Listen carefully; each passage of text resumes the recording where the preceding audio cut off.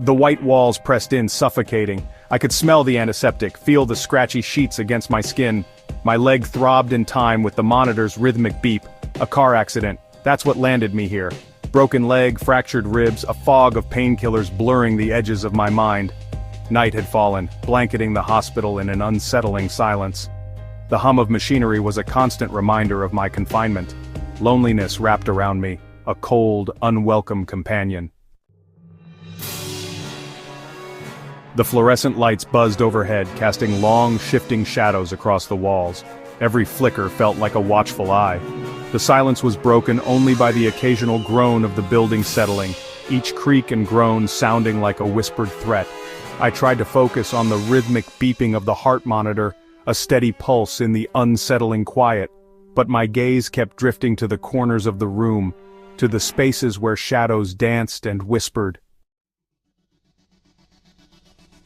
The hair on the back of my neck prickled with the unsettling feeling of being watched.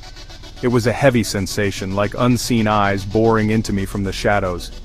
I told myself it was the medication, the fear, the strangeness of the unfamiliar room, but the feeling persisted, growing stronger with each passing hour. Every rustle of sheets, every sigh of the wind outside my window, made me jump. The silence was a living thing, punctuated by the rhythmic beeping of machines. It was a silence that seemed to have a weight, a presence, almost as if it were a character in the room. The beeps of the machines were like a metronome, keeping time in this strange, sterile symphony. Each beep was a reminder of life, a signal that the heart was still beating, that the lungs were still drawing breath.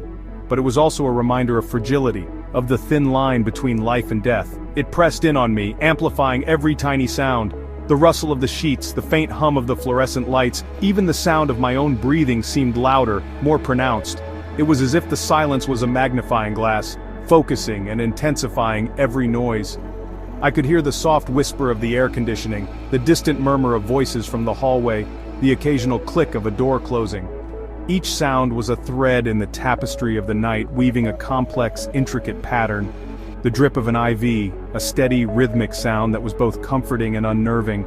It was a reminder that I was being cared for, that there was a lifeline, a connection to the world outside. But it was also a reminder of my vulnerability, of the fact that I was dependent on these machines, these tubes and wires, for my survival. The distant clatter of a cart in the hallway, a sound that echoed through the empty corridors like a ghostly presence. It was a reminder that life went on, that there were people moving, working, living their lives, even as I lay there, suspended in this strange, timeless bubble. The sound of the cart was like a distant drumbeat, a reminder of the world outside, of the passage of time. The soft groan of the building, all were magnified, distorted, imbued with an unsettling significance. Every creak, every groan was a reminder of the age of the building, of the countless lives that had passed through its halls. It was a reminder of the history, the stories, the memories that were etched into its walls. The building seemed to breathe, to sigh, as if it were alive, as if it were sharing in the collective experience of all who had been there. My heart pounded against my ribs, a frantic counterpoint to the steady beep of the monitor. It was a wild, erratic rhythm, a stark contrast to the calm, measured beeps of the machine. Each beat was a reminder of my fear, my anxiety, my uncertainty. It was a reminder that, despite the calm exterior, there was a storm raging inside me. I was adrift in a sea of sterile white, tethered to reality only by the thin wires snaking from my body. These wires were my lifeline, my connection to the world outside. They were a reminder of my fragility, of the delicate balance between life and death. They were a reminder that, despite the silence, despite the beeps, despite the fear, I was still alive. And in that moment, that was enough. Section 5. Faces in the walls. The hospital was a maze of shadows and whispers, a place where reality seemed to blur at the edges. The dim lighting cast eerie shapes on the walls, and every corner seemed to hide a secret. The painkillers were weaving strange tapestries in my mind. Each dose seemed to pull me further from the tangible world, plunging me into a realm where the boundaries of reality were fluid and ever-changing. I saw faces in the swirling patterns of the acoustic ceiling tiles, their features shifting and morphing as if they were alive. It was as if the very walls were watching me, their silent gazes filled with secrets I couldn't comprehend. Heard whispers in the hum of the fluorescent lights. The flickering bulbs seemed to communicate in a language of their own, a series of coded messages that only my drug-addled mind could decipher. My grip on reality felt tenuous, slipping through my fingers like sand. The room around me was a blur, and I clung to the bed rails as if they were the only thing anchoring me to the world, like a threadbare rope stretched to its breaking point. Every moment felt like it could be the one where everything snapped, and I would be lost to the abyss of my own mind. A wave of dizziness washed over me, the room spinning in a nauseating dance. I felt as if I were on the edge of a precipice, teetering on the brink of a great fall, and I squeezed my eyes shut, willing the hallucinations away. I hoped that by closing my eyes I could shut out the madness, find some semblance of peace in the darkness behind my eyelids. When I opened them again, the faces were gone. The ceiling was just a ceiling, the tiles plain and unremarkable. But the memory of those faces lingered, a haunting reminder of the fragility of my mind. But the feeling of unease remained, a shadow that clung to me even in the light. My heart raced and my breath came in shallow gasps as I tried to shake off the remnants of the hallucination, a knot of dread tightening in my stomach. It was a physical manifestation of my fear, a constant reminder that the line between reality and illusion was perilously thin. Section 6. Phantom footsteps in the hall. A floorboard creaked outside my room. Slow, deliberate footsteps approaching. My breath hitched. I strained to hear, my heart pounding a frantic rhythm against my ribs. The footsteps stopped right outside my door. Silence. I held my breath, listening for the telltale rattle of the doorknob, the squeak of hinges. But there was nothing, just the relentless, rhythmic beeping of the monitor and the pounding in my ears. Then, I saw it. A figure silhouetted in the doorway, tall and skeletal, its features obscured by the dim light. It stood there, unmoving, watching me. Terror froze me in place. I couldn't scream, couldn't move, could only stare back in horror. The figure took a step forward, and the shadows seemed to cling to it, to writhe and twist around its form. My breath caught in my throat, and I squeezed my eyes shut, willing it to be a hallucination, a trick of the medication. When I dared to open my eyes again, the figure was gone. The hallway was empty, bathed in the pale glow of the nightlight.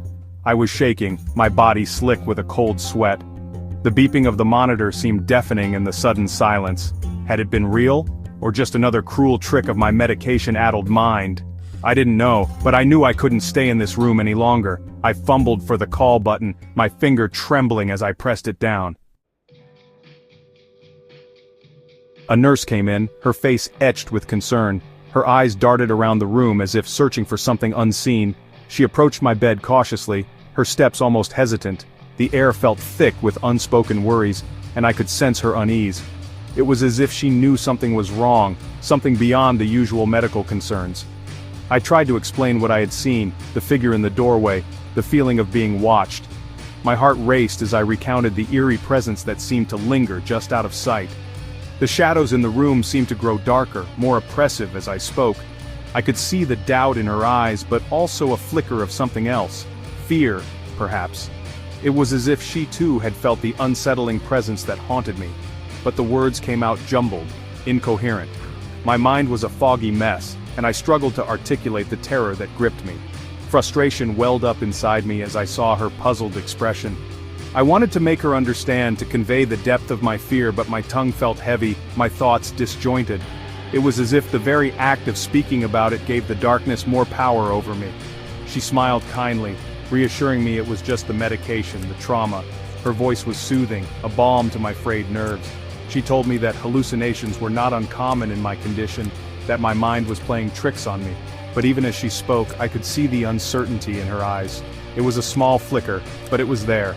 She patted my hand gently, promising that everything would be all right, but I couldn't shake the feeling that she was trying to convince herself as much as she was trying to convince me. They moved me to a different room, a room bathed in warm light, with a window overlooking a courtyard. The new room was a stark contrast to the previous one, filled with natural light and a sense of calm. The view of the courtyard, with its blooming flowers and chirping birds, was meant to be comforting. It was a place designed to heal, to bring peace to troubled minds. But even in this serene setting, I couldn't escape the feeling of being watched. The shadows seemed to follow me, lurking just beyond the edges of the light. The fear subsided, replaced by a bone-deep exhaustion. My body felt heavy, my eyelids drooping with the weight of sleepless nights. The adrenaline that had kept me on edge slowly ebbed away, leaving behind a profound weariness.